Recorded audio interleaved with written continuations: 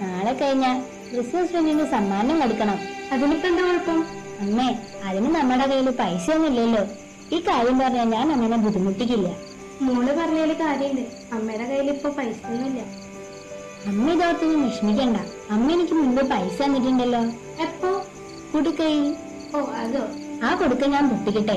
ആ പൈസ ഉണ്ട്, അവൾക്ക് മുറ്റും മേടിച്ചു കൊടുക്കാം. അത് മോൾക്കുള്ളതല്ലേ, അത് മോളെടുത്തോ. താങ്ക് യു അമ്മേ. ചക്കരമ്മ.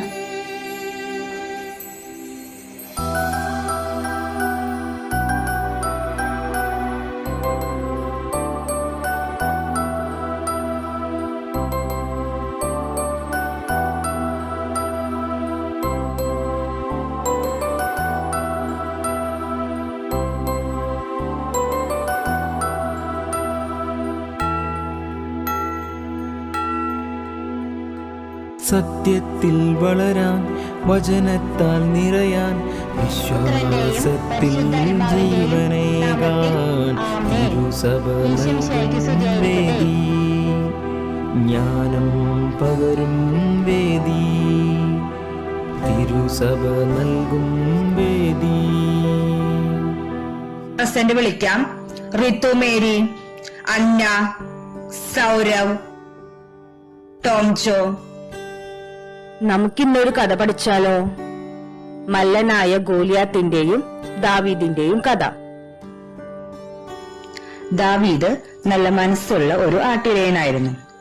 8 സഹോദരന്മാരിൽ ഏറ്റവും ഇളയവനാണ്. പകൽ മുഴുവൻ ആടുമേയ്ക്കുന്നതാണ് അവന്റെ പണി. അവന്റെ സഹോദരന്മാരെല്ലാം ആ രാജ്യത്തിന്റെ പടയാളികളായിരുന്നു. അപ്പോൾ നമുക്ക് ക്രിസ്മസ് ഫ്രണ്ടിനെ തിരഞ്ഞെടുത്താലോ? ഓരോരുത്തരുടെയും പേരുകൾ എഴുതിയിട്ട് ഈ ബോക്സിൽ ഇട്ടിട്ടുണ്ട്. ഓരോരുത്തരായിട്ട് വന്നിട്ട് അതെടുക്കാം.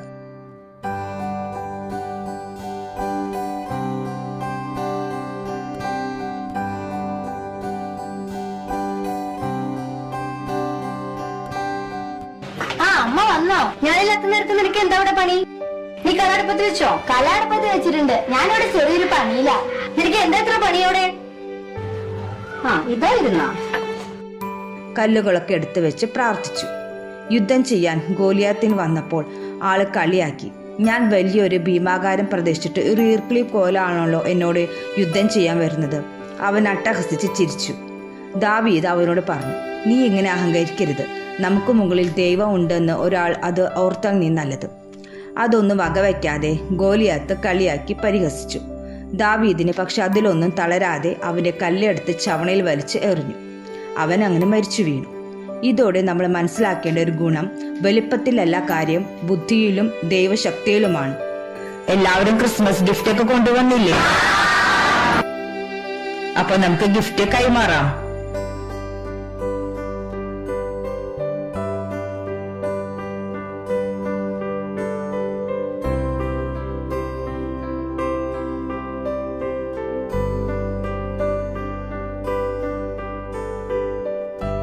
ടീച്ചർക്ക് ഗിഫ്റ്റ് ഒന്നും കിട്ടിയില്ലല്ലോ. ഇതെടുത്തോ. അയ്യോ വേണ്ട മോളെ, മോൾക്ക് കിട്ടിയ ഗിഫ്റ്റ് അല്ലേ, മോൾ എടുത്തോളൂ. അപ്പൊ എല്ലാവർക്കും ഹാപ്പി ക്രിസ്മസ്.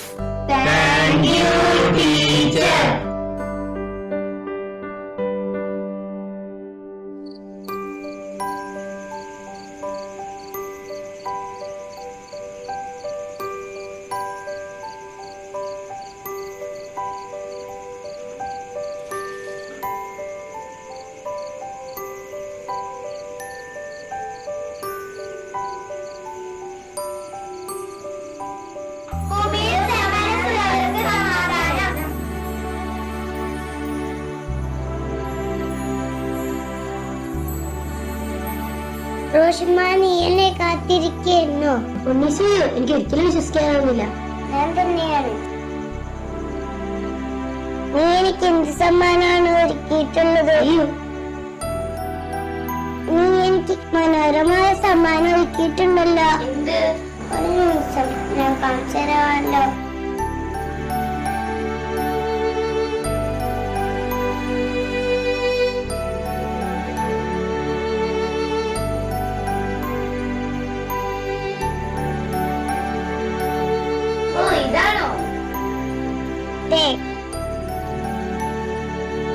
ഇതിന്റെ വില നിനക്ക് മനസ്സിലാവില്ല.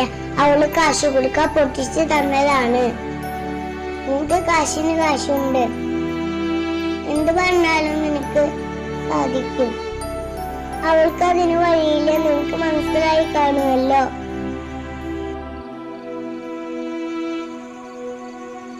ഉണ്ണീസോ, ഞാൻ അറിഞ്ഞില്ല. എന്റെ നല്ല കൂട്ടുകാരി തന്നെയാണ് അവൾ. എന്റെ ഈ പ്രാവശ്യത്തെ ക്രിസ്മസ് അവളുടെ കൂടെ തന്നെയാണ്. എന്താണെന്ന് എനിക്കറിയില്ല. കഞ്ഞിയാണെങ്കിൽ കഞ്ഞി, അതോടെ ഞാൻ സംതൃപ്തിയാണ്.